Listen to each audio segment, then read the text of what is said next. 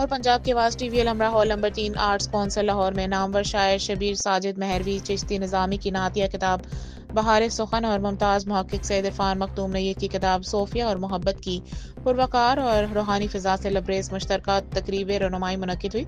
इस मौके पर मुल्क के मुमताज़ अदीबों, शायरा, नक़ादों और अहले इल्म की बड़ी तादाद ने शिरकत की। तकरीब के मेहमान खसूसी पाकिस्तान के नामवर बुजुर्ग अदीब, नक़ाद और मुहक्किक प्रोफेसर सैयद हसन अस्करी काज़मी थे। उन्होंने शबीर साजिद महरवी के नातिया कलाम को इश्क़ रसूल सल्लल्लाहु अलैहि वसल्लम का दरख्शां इस्तारा करार देते हुए कहा कि बहार सुखन नातिया अदब में एक नुमाया इजाफा है। साथ ही उन्होंने सैयद इरफान मखदूम नय्यर की किताब सोफिया और मोहब्बत के फ़िक्री और रूहानी पहलुओं को भी बेहद सराहा और इसे इल्मी और रूहानी दुनिया में अहम मुकाम का हामिल करार दिया। तकरीब में शरीक दीगर मुअज़्ज़िज़ शख्सियात में doctor Manzar Phalori, doctor Iqbal Faridi, doctor Syed Saeedi, doctor Tahir Raza Bukhari, doctor Azhar Waheed, professor Ejaz Ahsan, Tasleem Sabri, Suhail वड़ाइज, Muzaffar Ali Sabri और कई अहम अदबी और रूहानी शख्सियात शामिल थीं।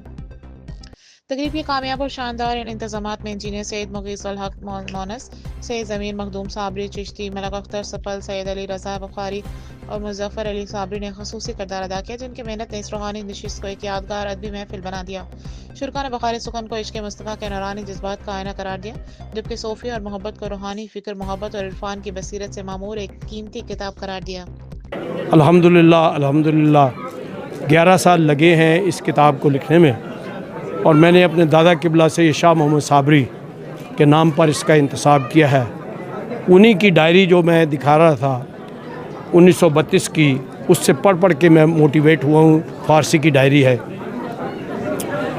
और फिर मैंने उनकी कब्र पर जाकर अहद किया कि मैं कुछ उनके हवाले से, हुज़ूर नबी अकरम सल्लल्लाहु अलैहि वसल्लम की तालीमात के हवाले से और कुरान और सुन्नत के हवाले से कुछ लिखूँगा। तो फिर मैंने ये किताब लिखना शुरू की।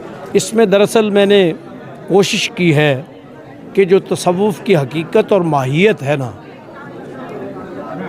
उसको एक्सप्लेन करने की कोशिश की है और यकीनन मेरी ये कोशिश नामुकम्मल है, तशना है। अभी ये ऐसा बड़ा फील्ड है। कुरान पाक की आयत जो है सूरह बकरा में, जिसमें अल्लाह ताला फरमाते हैं कि मेरा ये नबी, मैंने तुम ही में से तो इनको तुम पर नबी बनाकर भेजा, यतलू अलैकुम व युज़क्कीकुम। ये कुरानी आयत पढ़ कर तुम्हारा तज़किया करता है, तुम्हें हिकमत सिखाता है। तज़किया एक्चुअली तसव्वुफ़ है, मन की सफाई। लास्ट में देखने वाले वो अपनी किताब का नाम और उसमें जो लिखा आपको थोड़ा सा वो बता देंगे। किताब के हवाले से ही बात कर रहा हूँ। किताब में मेरा पहला चैप्टर है जी, ला इलाहा इल्लल्लाह, कलमा अव्वल। कि क्या है इसमें? जलाल है, ला में जलाल है और इल्लल्लाह में जमाल है। दोनों खूबसूरतियाँ हैं इसमें। और आप देखें कि कोई पीर व मुर्शिद, ये मेरे साथ इस सिलसिले के बुज़ुर्ग बैठ खड़े हैं, जब किसी भी अपने मुरीद को पहला वजीफ़ा देते हैं तो वो होता है ला इलाहा इल्लल्लाह। उसमें जमाल है और जलाल है और उस जलाल से आपके मन की बुराइयों को, इल्लतों को, कसाफ़तों को पाक करता है। और फिर जब वो पाक हो जाता है तो फिर कहते हैं कि अब उस पाक हस्ती को अपने दिल में लाओ, उसको दाखिल करो मुहम्मदुर रसूलुल्लाह।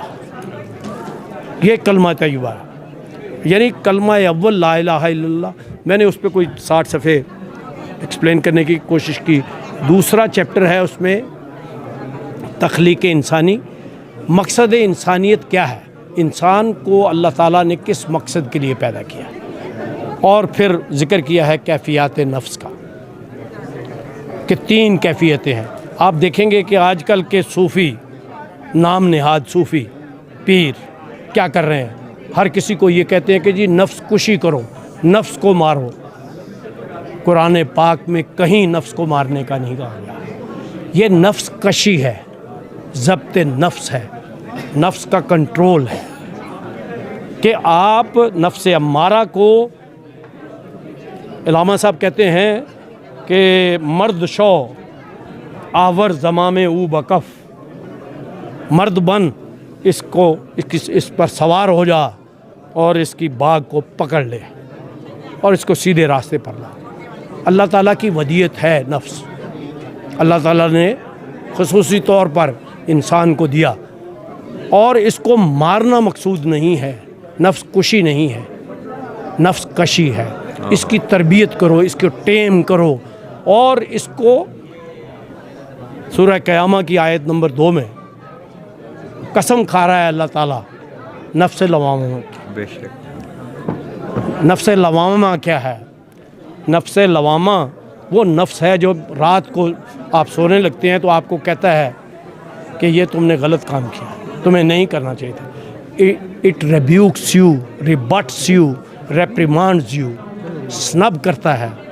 और फिर जैसे जैसे नफ्स लवामा कम ताकतवर होता चला जाता है, नफ्स हमारा कमज़ोर होता चला जाता है, सीधे रास्ते पर आ जाता है, तो फिर या अय्युहल नफ्स मुतमइन्ना सूरह फजर पारा नंबर 30 में अल्लाह ताला कहता है कि ऐ नफ्स मुतमइन्ना, मैं तू मेरे बंदों में शामिल हो जा, तू जन्नत में दाखिल हो जा।